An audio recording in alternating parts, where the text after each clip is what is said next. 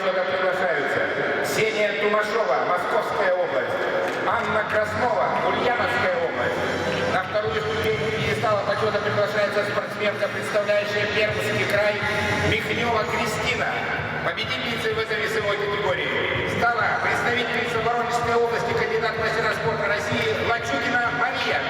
Награждение проводит четырехкратная чемпионка Европы, заслуженный мастер спорта Российской Федерации Инга Алексеевна Карамчакова.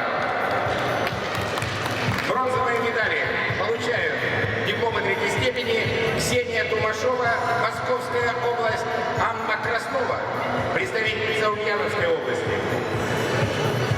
И памятные призы от гостеприимных хозяев, гостям Республики Хакасия. Эти симпатичные куколки. Серебряную медаль, диплом второй степени получает Михнева Кристина, Пермский край. Золотую медаль, памятный кубок, приз от хозяев, диплом первой степени Министерства спорта Российской Федерации вручается Марии Лачугиной, Воронежская область.